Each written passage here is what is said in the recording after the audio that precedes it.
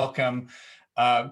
Now, my name is Nick Kindler. I'm the CEO and Executive Communication Coach at Kindler and Company. Now, Kindler and Company is a different kind of company. We inspire, educate, and empower leaders to create a better world through improved communication. It's my belief that although money is very important and it helps the world go round, it is actually communication that helps make the world go round. And so what we've done is we've put together a series of Communicate with Impact sessions. These are conversations with pretty unique, interesting leaders about the challenges of communication within their specific industry or their organization. And so it's great to see you all here today. And the format is this. We chat for about 30 minutes or so. There is, of course, the ability to drop in questions as we go along into the chat. So please, this isn't a webinar, it's a Zoom chat. So please drop in your questions as we go.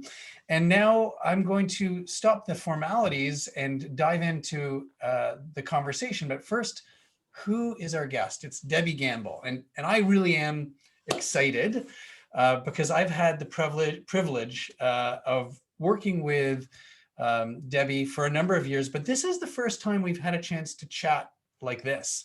And Debbie, I hope you're okay. I'm gonna make you blush a little bit. She is a truly remarkable leader. Here's a few of the awards, and this isn't like a 10-year thing. This is over the last 16 months, maybe.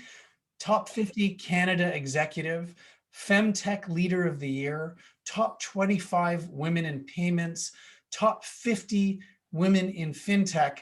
And I'm just touching on a few because I could go on and on. I'm not going to because I want to dive into the conversation. She's the Chief Officer, Innovation Labs and Ventures at Interac. In addition, as a leader in FinTech, she has graced the stages of Elevate, Collision, Money 2020, just to name a few. So if those of you that can, please put up a little high five, a clap, whatever icon you can, and welcome Debbie onto the screen. So thank you so much, Debbie, for joining us here today. Thanks. You So let's dive in. did make me blush there. Let's dive in. Debbie, Chief Officer, Innovation Labs and Ventures. To be honest, if I didn't know you, it'd be a little hard to tell what you do. So tell us a little bit about what you do in that role. Sure. And the title is a bit of a mouthful for sure. We grappled with the title, and I'll come to that in a second. Can you hear me okay? Yeah, it was just a little stutter, but I think we're back. Okay. So what do I do? So my team and I are responsible for innovation at Interac, and many of your listeners will know that Interac's Canada's dominant domestic payment and digital transactions network. We've been around for 37 years perhaps now. So my team looks at trends. We look at transformational technologies, things that we know are going to have an impact in the future, things that are going to have an impact not just on our business, but society, whether that be maybe through legislation or just kind of societal shifts, and the realities of our lives, just like COVID. So that we're all dealing with the impacts of COVID. Yeah, that is very true. Let's maybe dive into maybe a little definition of Interac, because we are all familiar with it. Most of us, I think everybody here is a Canadian, although if you're not, then this will be even more important, because I think there might be a potentially, for those not in the payments industry, a lack of clarity on exactly what Interac does. Do you mind just sharing that? And we're not going to spend a lot of time here, but sure. I just think it's fair. So no, Interac's considered a domestic payment network.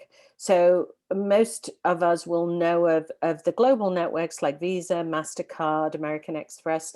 Interac is one of the few domestic networks that are still quite prevalent. So around the world, initially when payments became network, when we started to use credit, use debit, be able to go to an ATM, when we started to truly digitize payments, the network started to evolve to enable that. And that grew around the world to some large players. In Canada, we were able to maintain a domestic focus. And so Interac has been able to grow in some of those areas as we embraced chip, as we embraced cryptographic technologies, as we moved into the mobile era. And we are owned by the financial institutions all across Canada. So the big banks, but also all of the very small credit unions. What we basically do is we enable Canadians to transact on our networks and through our partners. And we bring scale to the market. So that could be the large cities across Canada or even the smallest remote rural communities.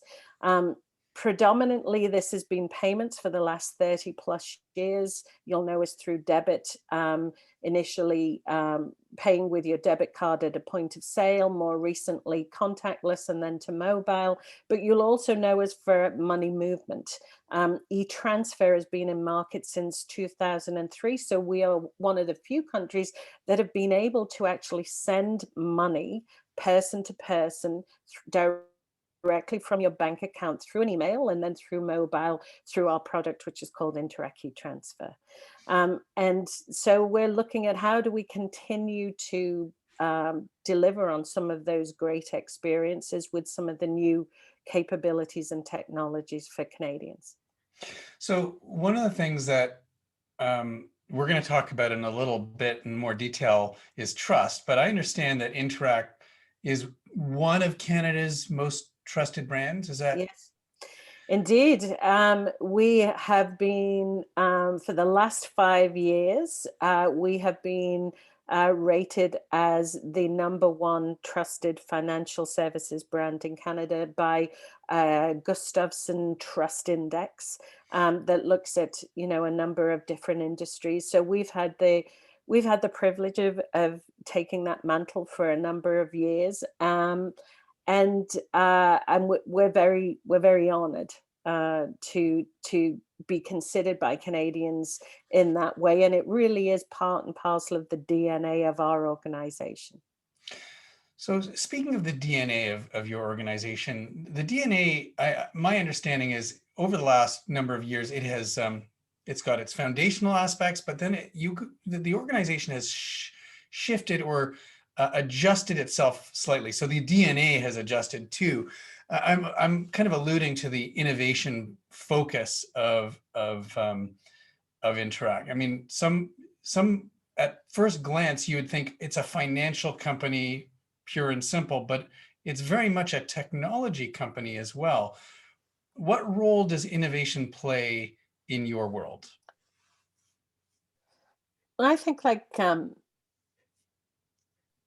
every company, and you know, across a multitude of industries, technology has shifted the way we do things, and that kind of, you know, I guess unprecedented disruption over the last 30 so years has probably accelerated over the last 10, and certainly over the last year with COVID, has led organizations to look at how we can better use technology to deliver on some of those business offerings, those commitments, and continue to service your customers. So innovation is just another way of really describing how your organization is exploring those technologies, the changes that I mentioned earlier. But really, it's about exploring ideas. And so we created the innovation group. We're about 2 years in now, because innovation's been part of who we are ever since the start of Interac. You know, we have been involved in some of the leading technologies that have enabled Canadians to securely transact. I mentioned mobile a little earlier. We were the first, this is going to sound like a bit of a payment geeky term, but we were the first domestic payment scheme to offer a tokenized solution for things like Apple Pay. And so innovation has been part of Interac since the start. If you think about debit, when debit was introduced around the world, in many countries it was introduced with a signature. In Canada, it was not. It was introduced with a PIN, and we just take that for granted. You always put in a PIN at the point of sale, but back in its day, in the late 80s, early 90s, that was hugely innovative. So it's not that we haven't been innovative in our history. We absolutely have. My group was created so that we could, in addition to bringing fabulous products to the market, that our commercial groups, our commercial team focuses on. My group looks at things a few years out. So our mindset is kind of 3+ years out. And we are trying to perfect the process that will work for us. But I think that notion of innovation is, it really is core to ensuring the longevity of any organization. So it sounds like the innovation group, as you've kind of shaped it or defined it just now at Interact, is designed as to instill a futurist thinking within the organization. And I'm interested in what some of those big futurist ideas are, but I'm going to put a pin in that, because I think it's kind of interesting whenever we hear about people that work in innovation, you think maybe there's, the old model or vision was that they had foosball tables and big massive punching bag gloves that you could play around with, or squeeze balls everywhere that you could throw. What is a day in the life of Debbie Gamble like in the innovation group, and as you work with your team over the last 2 years?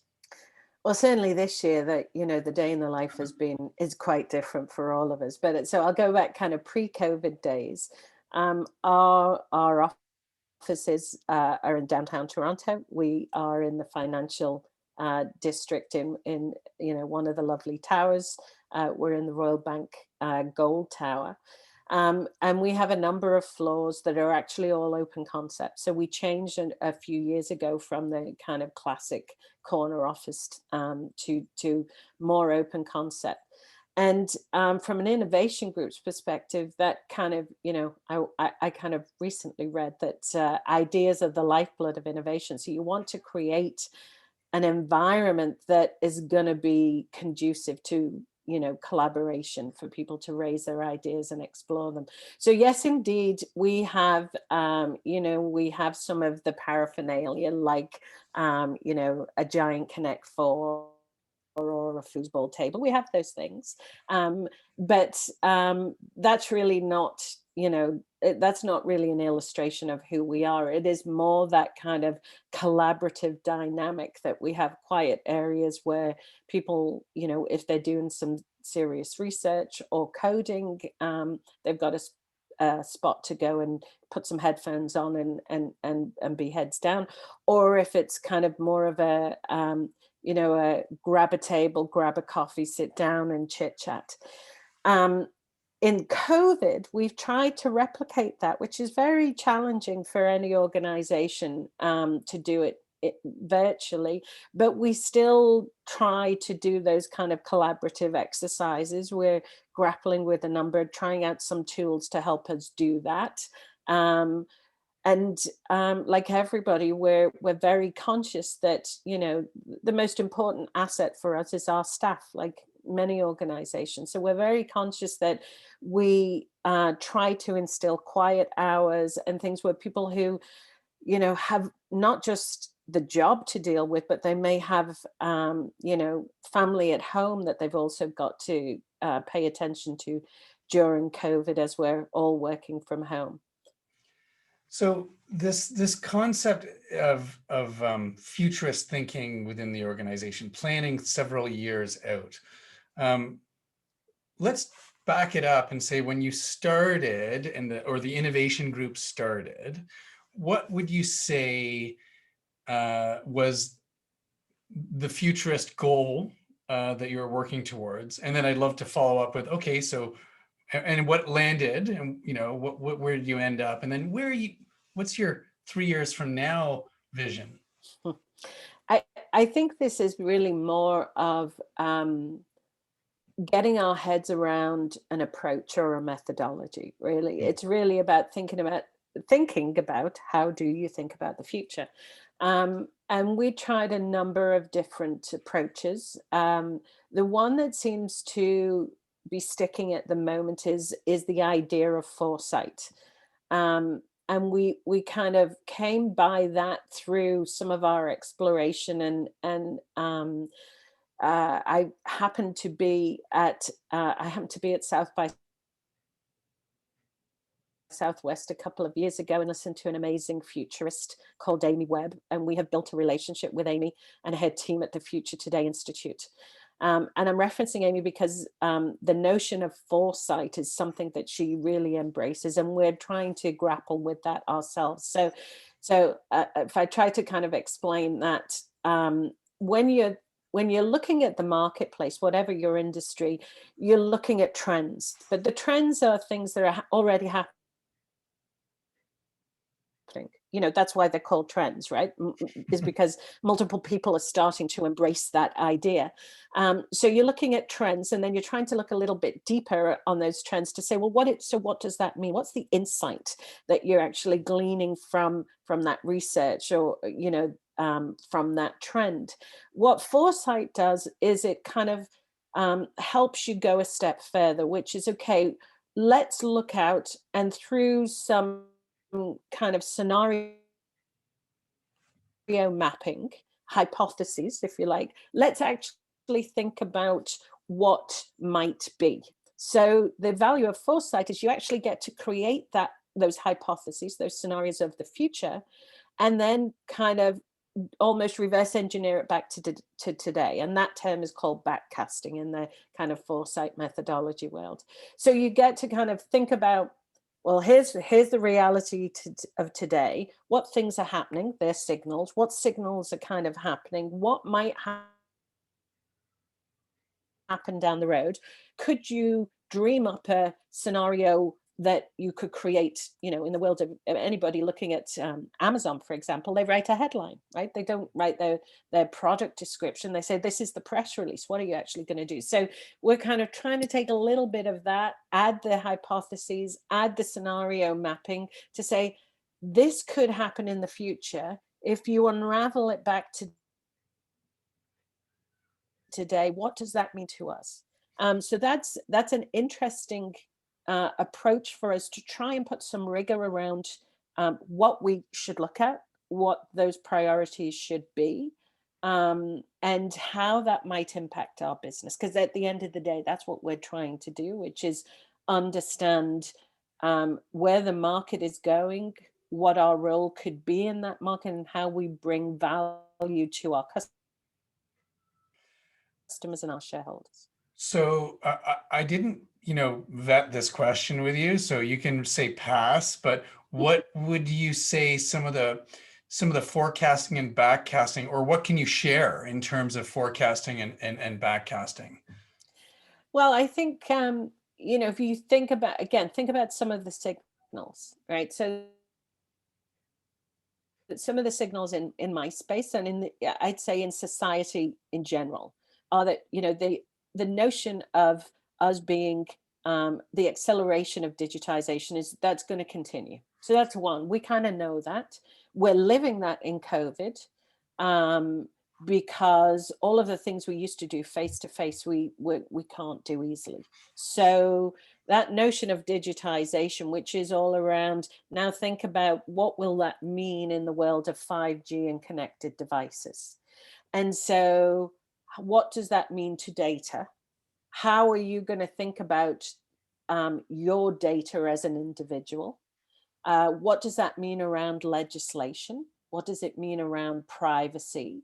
Who are the key players that are already have a stake in this space? If you think about just the topic of data, if you think about all of the data points that you as an individual have already out in the marketplace, and are you actually going to be comfortable with that moving forward? So if you think about your day-to-day activity of logging on, using social media, reading the news, accepting cookies on your device, etc. So that's a reality that any of us can relate to today.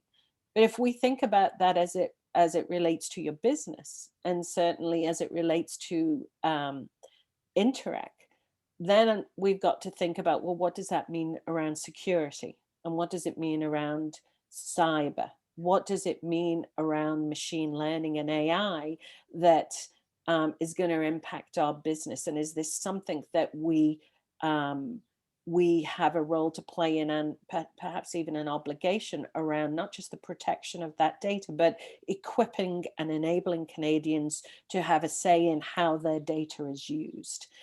So it might be, yes, I'm going to turn a consent mechanism on to allow somebody to do something on my behalf, or I'm actually going to turn it off. So you can quickly start to see, without even talking about technology, we haven't even talked about, well, what does that really mean? How our landscape's rapidly changing, and the kinds of things that businesses are grappling with to ensure that they can maintain their relevancy to their customers. So one of the things that we've talked about on and off for years, and one of the things that I said in the kind of the little promotional pieces for this interview was about trust. And everything you've just mentioned in that future that you've talked about is data. It's thinking about the customer and how we use their data. Now you've developed an interesting trust framework that helps people think about the role that trust plays in developing new technologies or innovation. Can you share a little bit about this trust framework? Absolutely, and I'm laughing because we developed it. You were very much part of me, helping me kind of build the narration around what I was thinking about trust. And some of that came about in a conversation I think you and I had around, okay, so data's the new oil, big headline from The Economist, however many years ago. If data's the new oil, then trust is a currency. And we started our conversation a little earlier talking about Interac and the fact that Canadians trust the brand, which is incredible. So what does that mean? And we've kind of created this framework to think about trust and the role it plays in our business. And that framework is really kind of three pillars. And the first pillar is that the engagement that you have with your customer has to be an authentic engagement. So for the payment geeks or the technologists listening, that actually is distilled down to some piece of secure way of ensuring that, you are actually talking to Debbie Gamble. I am Debbie Gamble, and somehow that's bona fide, and somehow it's it cannot be disputed. So in It's not a deep technology fake. terms, that It's has not to a be. deep fake of Debbie It's not a Gamble. deep. Right. Right. It's not a deep fake. It is irrefutably Debbie Gamble. And so, when we look at that from our business perspective, that's all around the work that we're doing on digital ID and secure authentication to ensure that, that pillar of trust is when a customer is using Interac and is working with Interac and our partners, all of our shareholders and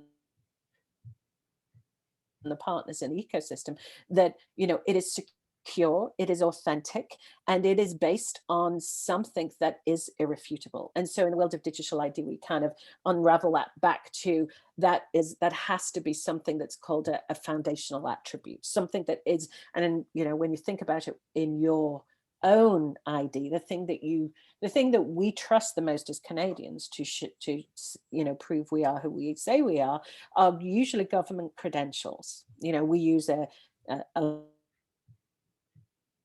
laminated piece of plastic at the moment. That will change in your driver's license, but that is being provided to you because you've been able to authenticate who you are with the government, either through your passport or immigration or a citizenship or some mechanism. So that authentic engagement is the first pillar. The second pillar is about being inclusive, and back to innovation, back to the DNA of Interac is inclusivity is within our DNA. We are, we service all Canadians. So that trust, you have to be able, you're not going to necessarily trust something that is only applicable to a small portion of the population or only a segment of the group that you are part of. It has to be inclusive. So that's the second pillar. And then the third pillar is relevancy. So, when we are thinking about the services and the products that we bring to market, they have to be relevant to our customers. They have to be able to reduce the friction that customers are. Removing friction is a big thing in the payment world at the moment, but it has to be able to address those problems that our customers have and enable opportunities, enable our customers to go about their business. And we believe that kind of framework of those three pillars of authentic engagement, inclusivity, and relevance is a good way for us to kind of vet how we're bringing things to market. So it's kind of become a little bit of a mantra for us internally. Authenticity, inclusivity, and relevance. Is there just, again, I'm kind of putting you on the spot here, but is there an innovation, a technology, or a company that you feel is nailing it in terms of is doing those three things right and embracing this trust framework? You mean beyond Interac? Yeah, of course. Yeah, we've talked about Interac, no problem. Oh, Yeah, I know. Yes, there's lots of companies who are doing that. There's amazing Canadian companies that are doing that every day. So, I'm not sure I'd call anybody out, but I think the things that you are comfortable with to go about your business every day, and that might be a good exercise for us all to say, what do I use that I actually trust and I'm cool with? As long as it works for you and delivers on those things, I think that would be a good indication that you're comfortable with it. Now, innovation in Canada has, still continues to grow in terms of there's a lot of tech that's being fostered here. There's funding that continues to grow, and et cetera. Now, if you were going to give advice to somebody who's kind of wanting to dive into this space of innovation, well, actually, I'm going to save that question. How did you get into it? I mean, it's always interesting when people land in an innovation space, and they often kind of say either they were pulled in or it found them. What was your trajectory? Well, I've been in the payment space for a long time. But if I think about that question, I've actually always been in the space. It just was never called that. It was never called fintech, and it was never called innovation. But I think, I'm naturally kind of inquisitive. I'm naturally curious. So whatever my job was, it would lead me to think about the kind of, well, what's the next thing here? And I was lucky enough to be in various environments that allowed me to do that. So I think if, part of innovation is really kind of questioning the status quo, right? So I think if and I remember one of my early bosses so I worked at one of the Canadian banks for a good chunk of my early career, and one of my early bosses kind of jokingly called me a Bolshevik, which I actually, I thought that was great. He was like, yes. And I'm sure it's not, he meant it as a compliment, by the way. It wasn't, but not to kind of dismay any historians who might be on the call, Oh, but it was a kind of a natural, question the status quo. How do we do things differently? And the combo of that and curiosity always led me to initiatives or projects that were trying to do something new.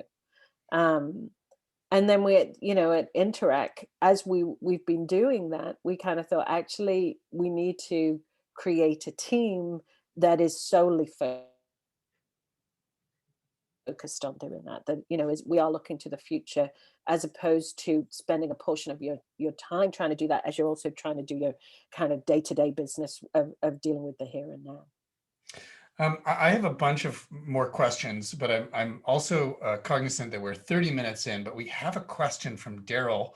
Daryl asks, or started by saying, a number of academics define trust as the willingness or a willingness to be vulnerable. Would you agree with that definition? And I'll go further than just a yes, no. What's your take on that? It's a great definition, isn't it? Mm-hmm. Well, I think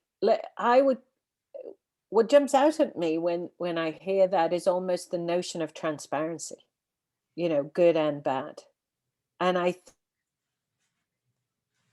think if that means that that you are completely transparent with your audience and your customer, and then yes, I would agree with that. Now I'm going to kind of point to a presentation that you and I worked on when I kind of gave the presentation on this topic of the trust as a currency, and to illustrate that point and the vulnerability. We used a use case to talk about the Tylenol situation with Johnson and Johnson in the 80s, and how that is still considered a textbook example of how you rebuild trust, after a crisis. So I think, Daryl, that is a beautiful definition. It is. It's really great. And Daryl, keep the questions coming. I see you've got another question, and I'm going to encourage anybody that's listening in or watching to just type in your question into the chat. And I'm going to continue on with Daryl's question because it is really interesting. How are people vulnerable when you innovate? So continuing on this concept of vulnerability, I would see the potential of making mistakes and sharing ideas when they may be the coin of the realm. So this idea that in order to innovate, you kind of have to put yourself out there. You got to try new things, and there's a real risk of failure. So how can I haven't thought about it like this, but Hmm. I really like that analogy. Um, in my team, and I think in any innovation team, the notion of failure is part of the due process. We know that not everything we are working on is actually has traction, or is going to be applicable, might have traction for another industry, another company, not ours. That is not something that is discounted in innovation. It has to be, it's kind of like the laws of science. Yes, you can only kind of prove out some things by proving out things that didn't work, right? So I absolutely agree with that. And I think the vulnerability aspect is also an interesting dynamic, I think, of certainly with my team. So I'll be a little bit more transparent here, and I'm hoping my team will forgive me if I share this. Is that if you are working on things that are not immediately obvious to the masses, you have to have broad shoulders, because people are going to think you're kind of crazy, perhaps. Especially if you're really out there. Our team isn't, we're not looking at huge shifts in society. We're looking at the kind of incremental things that are going to impact our business. But saying that, you certainly in the early stages, you have to be you have to be kind of comfortable with your convictions to work on things that you know not everybody's going to appreciate, or not everybody's actually going to be able to connect the dots, because not because they're not smart, but because that's not what they're focused on, and they don't have the data, and the dots you're connecting might actually never happen.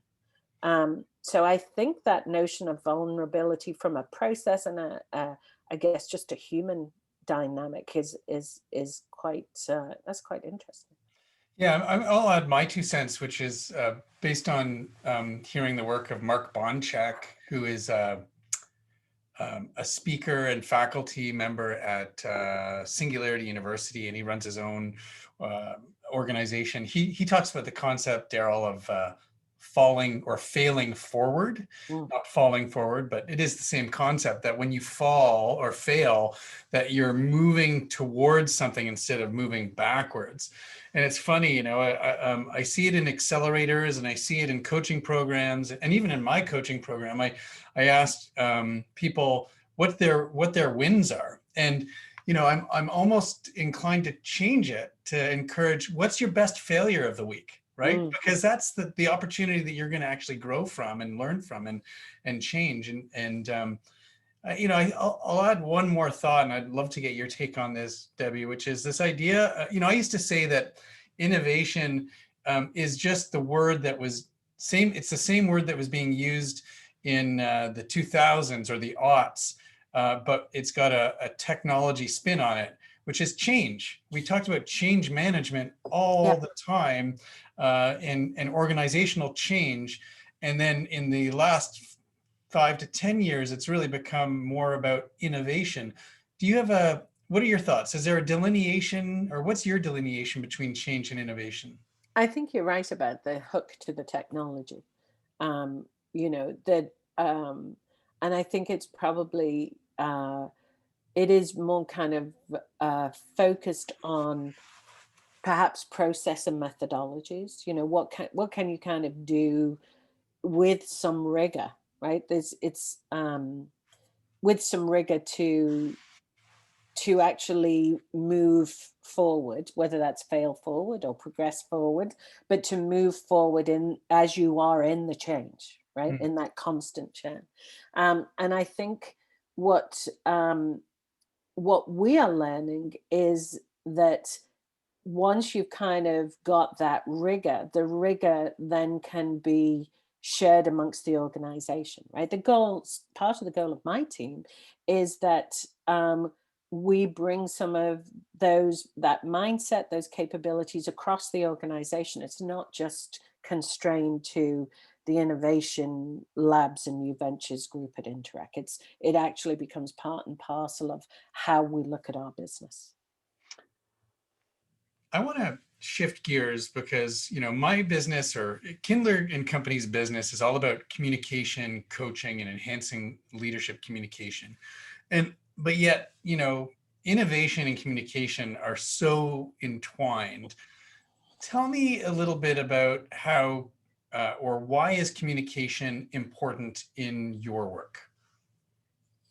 You know, back to that kind of ideas being the lifeblood of innovation. So you have to be able to convey the ideas, and you have to be able to do that in a way that is not purely ethereal, right? That it's got some kind of practical, back to the relevance point. I guess you know, what's relevant to your audience? How do they understand this? How can you put it in terms that you can take in some cases, perhaps a very complex set of technology, and explain how it's actually going to impact, you know, a mundane process? Or you can take a kind of crazy idea or something that sounds crazy, like, you know, what's in the press at the moment, is the growth of NFTs, non-fungible tokens.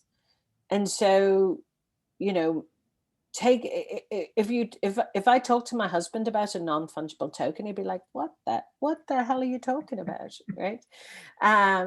But if you distilled it down into practical terms, if you can do that, which is a gift to be able to do that, it really, really is, you know, an incredible asset if you are able to take an idea and convey it.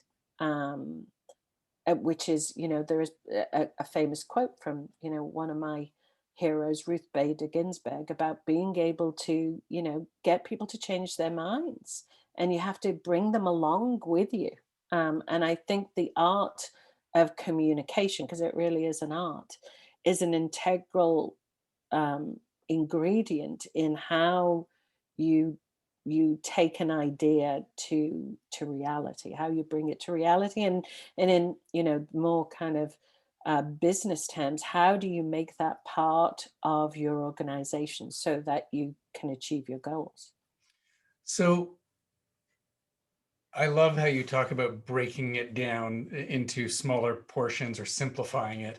Um, what techniques do you use to help people? Because you talk about anything from blockchain or cryptocurrency to open banking to digital ID. And these are not small concepts. And some people may have heard of some of these, but don't truly understand what they are. So what techniques do you use to help? Full disclosure, I don't understand some of that. No, joking aside. I think it is back to telling a story. So how do you tell a story that is impactful to that audience? You mentioned breaking it down. How do you convey, you know, the impact of the elements of the story that you're trying to tell, so that you've actually got a so what, you know, so why am I listening to this? Sounds interesting, but what does it mean to me? What does it mean to the business? How is it going to change, you know, my bottom line, etc. And so I think, you know, being able to do that, and you have some beautiful tools, Nick Kindler, as to how you do that, which, you know, you help me with. But that is super important. And if you can do that and bring people along the journey to understand the relevance to their role, their job, their day-to-day activity, I think you're a step in the right direction. Wonderful. I'm going to go back because there's a great question from Jeff Guthrie. Nice to see you, Jeff. Thank you for joining us. Who is a great storyteller in his own right, by the way. Do you think, Jeff asks, do you think COVID-19 lockdowns have helped or hindered innovation and the required trusts? Hi, Jeff. Great question. I think it's helped.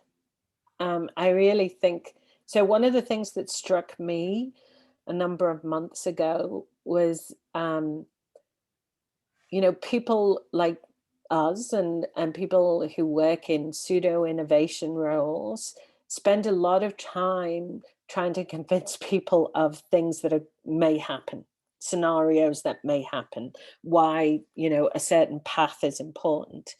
And I think the past year has, as one of my other heroes, Professor Scott Galloway, has said, has, you know, accelerated what would typically take 10 years into 10 months.